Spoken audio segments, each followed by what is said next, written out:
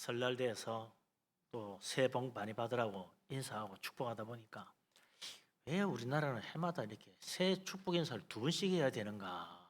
참 뭔가 좀 잘못됐다 그런 생각이 들 것 같아요. 1월 1일 날 새해 복 많이 받으라고 분명히 다 했는데 송구의 영신 예배 했는데 또 한 달 좀 지나면 설날 돼가지고 또 해요. 새해 복 많이 받으라고. 복 많이 받으라고 뭐 두 번 아니라 세 번, 네 번 해도 좋습니다. 그런데 저 새해가 언제 시작된 거야? 1월 1일이 맞아, 설날이 맞아 헷갈립니다. 그도 그런 것이 실제로 나라마다 민족마다 새해가 달라요. 우리가 지키는 새해 맞이도 가만 보면요 사실 세 가지입니다. 왜 세 가지냐? 첫째로 요즘은 서양 문화가 많이 들어와서 서양 사람들이 지키는 낮이 가장 짧고 밤이 가장 긴 동지를 기준으로 한 해를 마무리하고 새해를 맞이하는 것. 1월 1일입니다. 그래서 동지가 지나면 낮이 가장 길어지고 낮이 다시 길어지기 시작하고 밤이 짧아지기 시작하는 거예요. 동지를 지나면서 낮이 짧았다가 다시 길어지는 거예요. 서양 사람들은 그 동지를 기준으로 정해진 크리스마스를 기점으로 해가지고 새해가 시작된다 그렇게 하는 거죠. 그래서 해가 짧아졌다가 길어지듯이 이제 새 세계가 시작된다. 새로운 세계가 시작된다. 새해를 그렇게 맞이하는 거예요. 세상이 새로워진다 그런 뜻으로. 그래서 예수 그리스도 탄생을 기준으로 그래 옛 시대는 지나가고 새 시대가 시작된다. 새 세상이다. 그러니 새해도 그런 마음으로 시작하자. 크리스마스가 동지 지내고 있는 거예요. 우리도 그래서 새해를 지키죠. 1월 1일 날 그때입니다. 다. 근데 우리나라 전통적으로는 설날이죠. 설날의 기준은 뭡니까? 입춘입니다. 입춘. 가장 추운 겨울 정점을 지나고 소환 대한 지나서 입춘이에요. 그러니까 이제부터 추위가 힘을 잃기 시작하고 봄 기온이 온다. 입춘이죠. 그때 이제 설날이 있습니다. 대개 설날 한 주 전 혹은 한 주 뒤에 입춘이 와요. 이번에는 입춘이 설 지내고 더라고요. 작년에는 입춘이 설 앞이었는데 추운 겨울 움츠리고 아무것도 못하고 있다가 입춘이 되면 이제부터 야 봄이 곧 온다. 이제부터 봄 맞이할 준비, 농사 준비해야 된다. 움직이기 시작하는 거예요. 일할 준비하는 거죠. 그게 설날이라. 이제 설날 지내면 그래 겨울 가고 봄이 올 테니까 일합시다. 그래서 새해 복 많이 받으라고 하는 거예요. 하는 일마다 잘 되라고. 가와 만사성 그래 붙여붙이잖아요. 근데 또 우리가 지키는 사실은 새해인 줄 모르는 새해 기준이 하나 있습니다. 그게 뭐냐면 유대인들이 지키는 춘분으로 기준하는 낮과 밤이 똑같은 날 춘분이죠. 그 춘분이 있는 달 보름 전날입니다. 그날 저녁에 유대인들은 모여서 유월절을 지킵니다. 유월을 지키면서 이제 묵은해를 보내고 새해를 맞이하는 거예요. 유월절이 있는 달이 유대인들은 정월입니다. 새 1월 달이죠. 그래서 유대인 달력에 정월 19날 저녁에 이스라엘 사람들은 가족과 다 모입니다. 우리나라 설날 되면 다 모이듯이 모여가지고 유월절을 지켜요. 그래서 무교병을 먹으면서 하나님께서 우리를 애굽의 노예 사슬에서 해방하시고 이제 우리에게 자유의 땅, 젖과 꿀이 흐르는 땅을 주셨다. 이제 이 어두운 밤이 지나고 날이 밝으면 우리는 노예에서 해방되고 자유를 찾아서 가는 새 출발을 하는 시작이다. 그러니 이제 하나님 섬기는 자로서 자유롭게 죄의 노예가 되지 말고 하나님을 잘 섬기는 새 생활을 하자는 마음으로 이 새해 맞이 유월절을 지내는 거죠. 우리는 바로 그 유월절과 같은 고난주간, 순환절, 부활절을 지내는 거예요. 그 기간이 그 기간이죠. 그러고 보니까 우리는 크리스마스 통해서 1월 1일 새해 축복 인사하고 한 달 좀 지나서 입춘 되면 또 설날이 되어서 자 이제 봄이 오니까 일합시다 하는 마음으로 또 새해 축복 인사하고 그리고 예수 믿는 사람 우리는 이제 한 번 더 춘분 때 기준으로 하여 유월절을 맞이하는 유대인들처럼 우리는 순환절 예수님 십자가 바라보고 주님이 죽으시고 부활하심으로 우리는 이제 옛사람 죽고 새사람으로 사는 겁니다. 새 인생, 죄의 노예 해방되고 하나님 자녀로 천국 바라보고 사는 축복의 인생이 시작된다. 그런 의미로 또 이제부터 하나님 잘 섬기며 살자.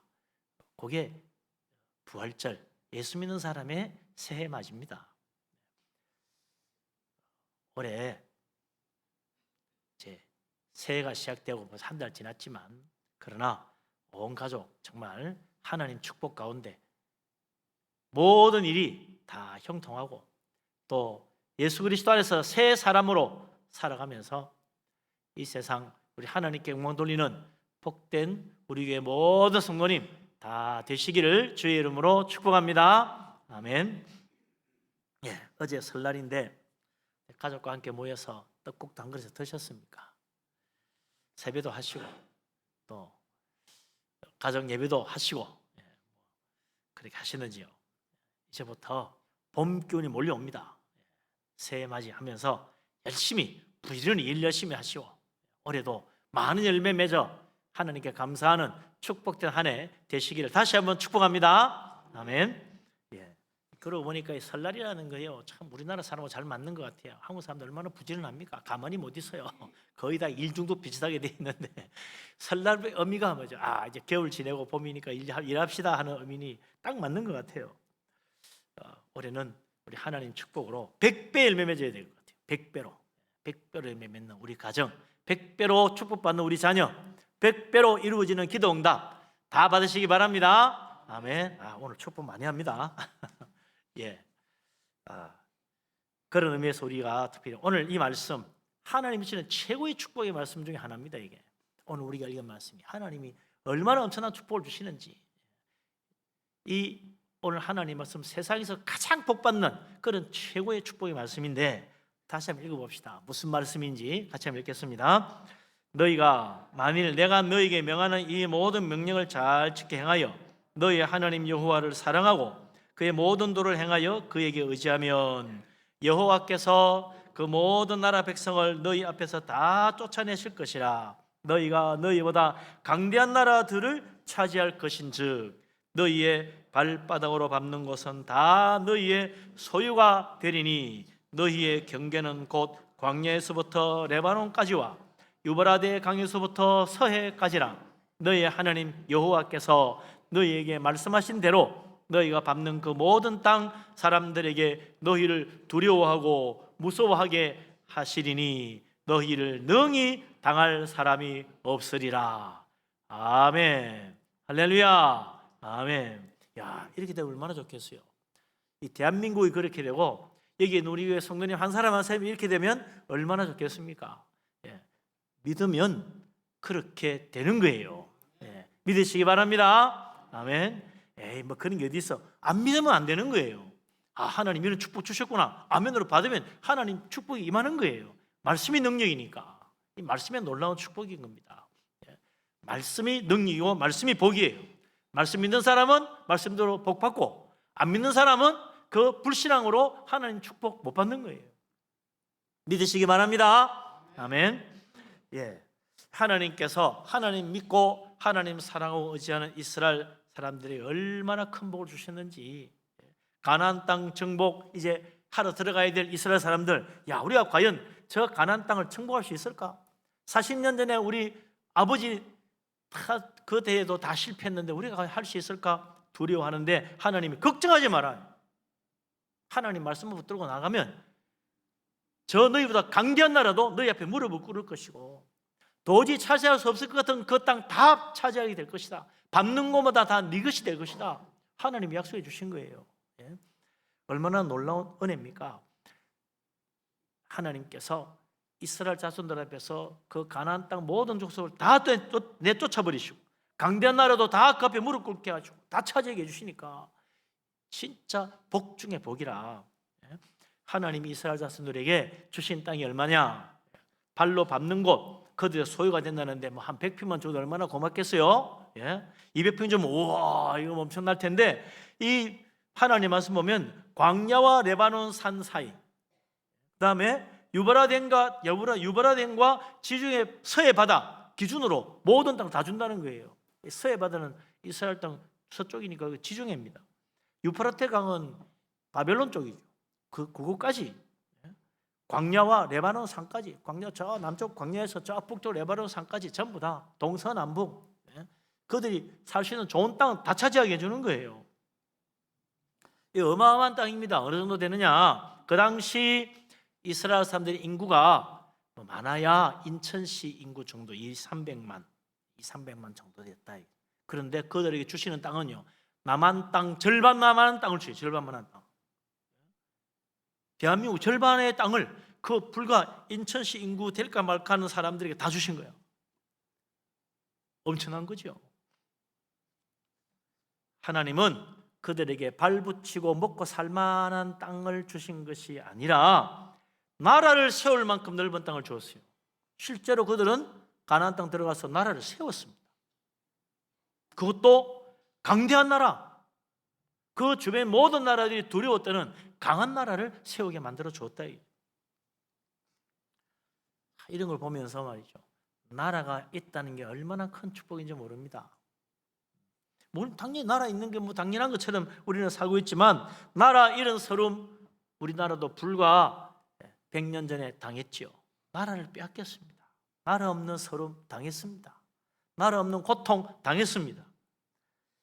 지금도 참 놀랍게도 중동 지역에 쿠르드 쪽이라는 민족이 있는데 나라가 없어요. 인구가 몇이냐? 100~200만이 아닙니다. 4천만이 넘어요. 대한민국 인구만큼 됩니다. 우리나라 5,500만인데 1,000만 적어요. 4,300만 된다고 그래요. 이런 어마어마한 인구가 나라가 없습니다. 얼마나 참 서름과 고통을 당하는지 몰라요. 그래서 전쟁만 나면요 이용당해요. 지금까지도 이용당해왔잖아요. 그리고는 버림받아요. 희생당하고. 수없이 반복합니다. 그래도 어느 나라 하나 불쌍하다고 안 도와줘요. 아유, 너희들 우리 여기 살아라고 땅 떼주지 않아요. 누가 땅 떼주겠어요?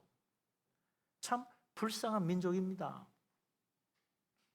그런데 이 대한민국 일제의 식민지에서 독립하고 또 6.25 전쟁의 그 고통 겪고 IMF 위기 극복하고 어느새 우리나라가 세계 10대 강국입니다.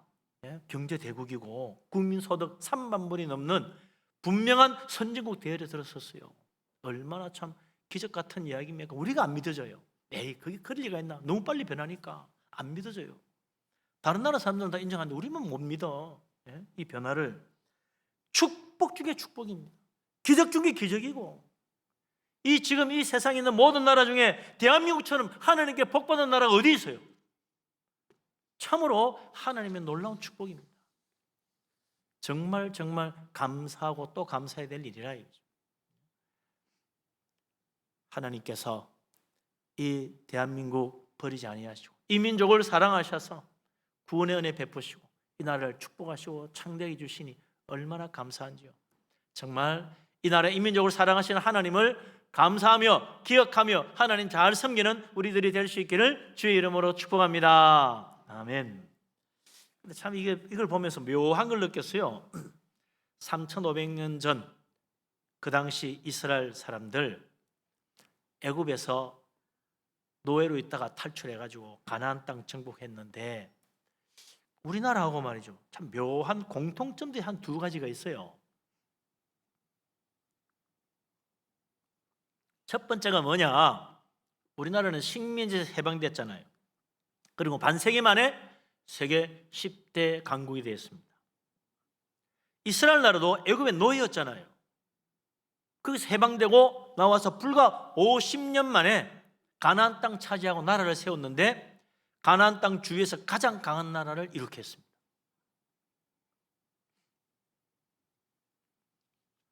25절에 하나님 뭐라고 말씀하십니까? 그들이 가나안 땅 들어갔을 때 그들이 밟는 모든 땅, 그 땅에 사는 사람들이 다 그들을 두려워하고 무서워할 것이며 그들을 능히 당할 사람도 없고 그들을 능히 이길 나라도 없을 것이다. 정말 그렇게 됐어요. 놀라운 성공과 축복, 이게 다 하나님이 주신 복이라는 것을 성경이 이야기하고 있잖아요. 우리나라도 비슷한 거예요. 또 하나 공통점이 뭐냐? 이스라엘이 애굽에서 나와서 가나안 땅 들어가면서 겪은 그 변화라는 것이 대단히 영적인 것이라는 거예요. 우리나라도 그래요. 해방 이후에 지금까지 우리나라가 대단히 영적인 큰 변화를 겪었습니다. 세계 어느 나라도 겪었으면 놀라운 변화를 겪었어요. 이스라엘 사람들이 애굽에 살 때 어떻게 했습니까? 애굽은 우상 숭배가 찌들린 나라입니다. 우상 숭배 문화 속에서 살았어요. 몇백 년을 살다 보니 자연스럽게 우상 숭배가 몸에 배었어요. 우상 숭배 관습이 다 찌들렸어요. 노예에서 해방되고 애굽에서 나왔지만 그들은 계속해서 우상 숭배의 습관을 못 버렸습니다. 문제만 생기면 금송아지 만들어 섬기려고 그러고요. 하나님 찾지 않고 우상 찾았어요. 그래서 여러 번 하나님의 진노를 받았잖아요. 큰 어려움도 겪었습니다. 그러나 모세의 인도를 받아가지고 하나님 율법 들고 살아가니 반세기 만에 애굽의 우상 숭배 불신앙이 젖어 있던 구세들은 다 사라지고 하나님 말씀 사랑하고 하나님 두려워할 줄 아는 신실한 믿음의 새 세대가 일어나가지고 가나안 땅 정복하고 위대한 나라를 만들었어요. 바뀐 거예요. 우상 숭배하던 민족이 하나님 섬기는 민족으로 바뀐 거예요. 조금만 어려워지고 힘들면 그저 복 받겠다고 하나님 저버리던 사람들이 어떤 어려움도 믿음으로 이겨나가고 말씀 붙들고 사는 말씀 중심의 사람으로 바뀐 거예요. 영적인 변화, 영적인 부흥이 일어났다는 거예요. 우리나라도 그렇습니다.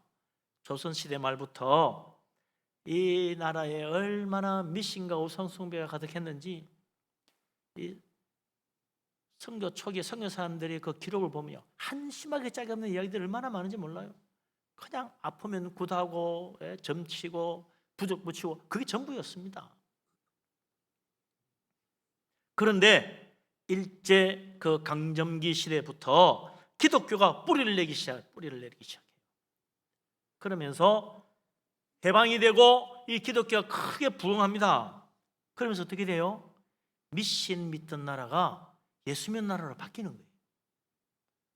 온데 무당과 점쟁이가 가득하던 나라가 교회가 곳곳에 세워지고 십자가 서는 나라로 바뀐 거예요. 불교국가, 유교국 같은 우리나라가 반세기 만에 교회가 부흥 성장해가지고 미신 우상숭배 다 물리치고 교회가 가장 큰 종교가 됐습니다. 기독교 중심의 국가로 바뀌어가고 있는 거예요. 교회가 부흥되는 동안에 경제가 성장하고 나라가 부강해졌습니다. 강대한 나라가 됐어요. 이 이스라엘 옛날 모습과 우리나라 지금 모습이 일치가 되는 거예요. 영적으로 부흥하는 것이 나라가 부강해지는 길이었다는 겁니다. 참 묘한 일치입니다. 하나님의 축복이죠. 두 나라가 다 비슷한 경험을 하는 거예요. 이걸 보면서 야, 우리나라하고 이스라엘 나라하고 뭔가 영적으로 좀 통하는 것 같다, 그런 생각이 드는 거죠. 그러니 그 옛날 이스라엘 자손들에게 주신 하나님 말씀이 우리에게도 그대로 들어맞아지는 겁니다. 그래서 하나님 말씀에 그래서 귀를 기울여야 돼요. 야, 이게 옛날 이스라엘 나라가 잘 되던 그 시절이 지금 우리의 시대에 일어나고 있구나. 하나님 말씀이 정말 귀를 기울여야 되겠구나. 하나님 말씀대로 하면 우리가 정말 잘 되겠구나. 솔로몬 시대, 다윗 시대가 올 수 있겠구나. 그렇다는 거예요. 이스라엘도 우리나라도 우연이 아닙니다. 하나님이 축복하시는, 하나님의 택하신 나라요 축복받은 민족이라는 거예요. 이스라엘 나라가 강대해진 데 영적인 이유가 있듯이 우리나라가 잘 되는 데도 영적인 이유가 있었던 거예요. 우리 하나님 믿음으로 바라보고 정말 하나님 잘 섬겨서 이 나라가 자자손손대대로 축복받고 날로도 창대하게 되는 큰 복된 나라 될 수 있기를 주의 이름으로 축복합니다. 아멘. 우리가 이럴 때 정말 더욱 영적으로 신앙적으로 가야 됩니다. 지금 여러 가지 사탄의 방해들 때문에 교회가 자꾸 위축되는데 정말 걱정이죠. 지금까지 우리가 아무리 복을 받았지만 하나님 중심에서 벗어나서 세상으로 돌아가면요, 하나님 주신 축복 한순간에 물거품처럼 사라질 수 있어요.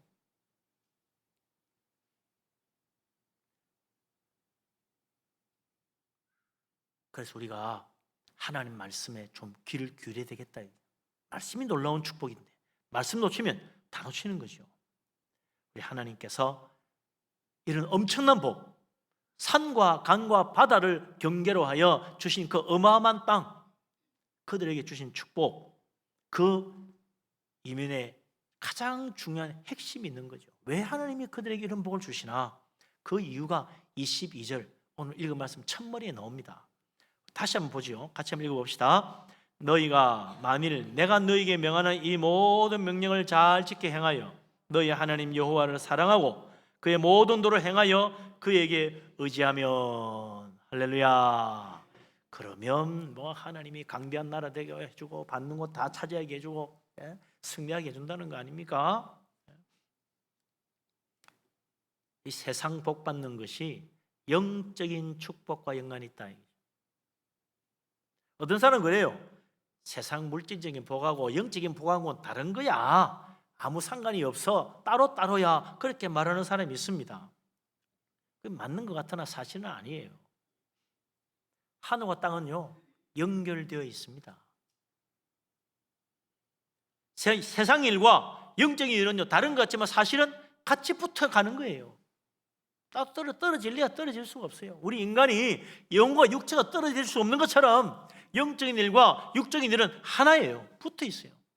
하늘과 땅이 어떻게 분리될 수 있겠어요? 하늘 아래 땅이고 땅 위에 하늘인데 어떻게 따로따로 있을 수 있습니까? 같이 가는 거예요. 그래서 예수님이 마태복음 16장 19절에 베드로에게 말씀하셨잖아요. 네가 땅에서 무엇이든지 매면 하늘에서도 매일 것이요, 네가 땅에서 무엇이든지 풀면 하늘에서도 풀리리라. 하늘과 땅이 따로따로 노는 게 아니다. 네가 땅에서 매면 하늘에서도 매인다. 그러니 땅에서 풀고 살아라. 그래 하늘도 풀리지. 땅에서 안 풀면 하늘에서 안 풀린다는 거예요. 한 나라가 강대한 나라가 되는 데는 반드시 영적인 부흥이 따라왔어요. 이스라엘 나라, 우리나라만 그랬던 게 아닙니다. 지난 세기 해가 지지 않는 제국을 이루었다는 영국, 그 영국이 크게 세계를 지배하던 그 시대의 영국은요, 기독교가 얼마나 왕성인지 몰라요. 당대 최고의 설교가들, 부흥사들이 그때 수없이 나왔습니다. 영적인 대확성운동이 일어났던 때가 그때였다. 교회의 부흥이 나라의 강대함과 연결됐던 거예요. 미국도 마찬가지입니다. 1, 2차 세계대전 이후에 세계 최강대국이 된 미국은 건국 초기부터 기독교 국가로 시작했잖아요. 그런데 지난 20세기 동안 말이죠, 가장 교회가 부흥했던 것이 바로 미국입니다. 그 당시에 또 세계적인 부흥사, 위대한 목사님들이 얼마나 많이 나온지 몰라요. 엄청나게 교회가 성장하고 부흥하면서 나라가 세계 최강의 나라로 변화된 거 아닙니까? 우리 인생도 마찬가지입니다. 영적으로 하나님 사랑하고 신앙적으로 하나님 중심으로 살아가면 하나님 축복하십니다. 그래서 가장 믿음 좋았던 다윗이 가장 위대한 왕으로 가장 크게 영광 돌리고 사실상 모든 사람의 부름을 받잖아요. 다윗이 고백한 유명한 시편 23편, 여호와는 나의 목자시니 내가 부족함이 없으리로다. 하나님 중심으로 살면 부족함 없는 세상 삶이 이루어진다는 거예요. 따로따로가 아니에요. 영적인 축복이 세상적인 축복과 연결되어 있습니다. 교회는 뭐 적당히 하고 좀 열심히 해가지고 돈 많이 벌고 좀 잘 되면 그때 와서 하나님 잘 믿지. 안 됩니다. 그렇게 안 돼요. 안 돌아가요. 하나님 중심으로, 말씀 중심으로, 믿음 중심으로 하나님 섬기며 하나님 앞에 열심히 내고 기도하고 하나님 앞에 붙들고 살 때 하나님이 하늘 문을 여시고 물 붓듯이 복을 부으시는 거지. 그 다음에 가서 어떻게 하지? 그게 사탄의 속임수예요. 하나님 의지하고 말씀대로 믿음으로 살아가면 우리 인생도 하나님 축복해 주시고 우리 가정도 잘 되게 해주시고 자식들도 반드시 복받게 해주십니다. 근데 그게 안 되면요, 뭐 어디 하나 걸려요. 이게 딱 걸리는 거야. 왜 이러지? 걸립니다.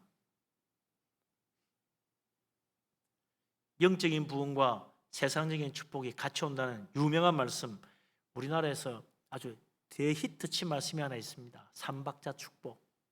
잘 알지요? 요한 3서 1, 2절 말씀, 1장 2절 말씀.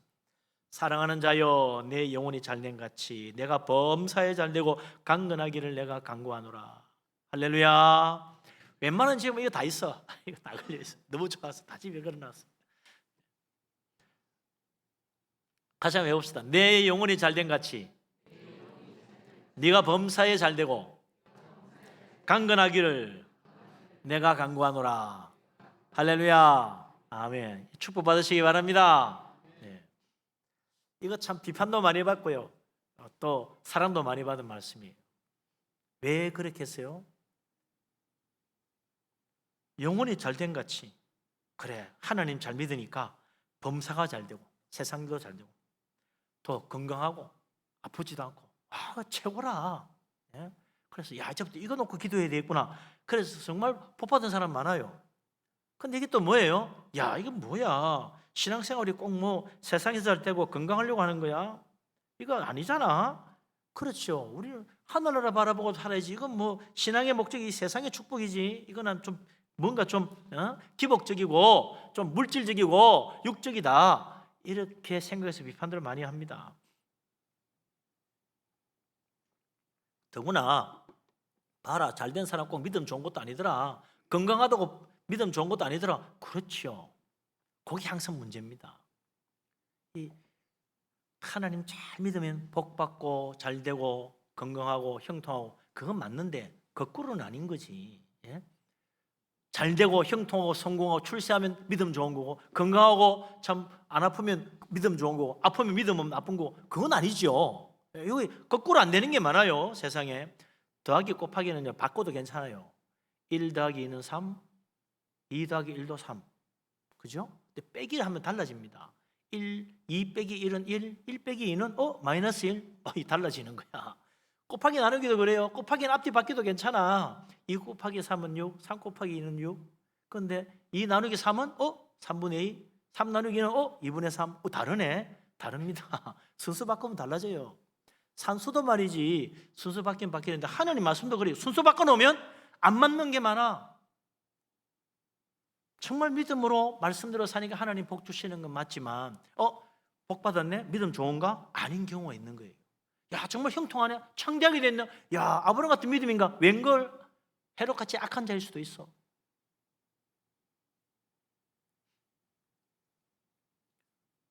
이 뒤집어서 착각하면 안 됩니다. 그래서 우리가 이 말씀 볼 때요, 야, 그래, 우리 하나님은 믿음으로 사는 사람에게 복 주시기를 원한다는, 이게 중요한 거예요.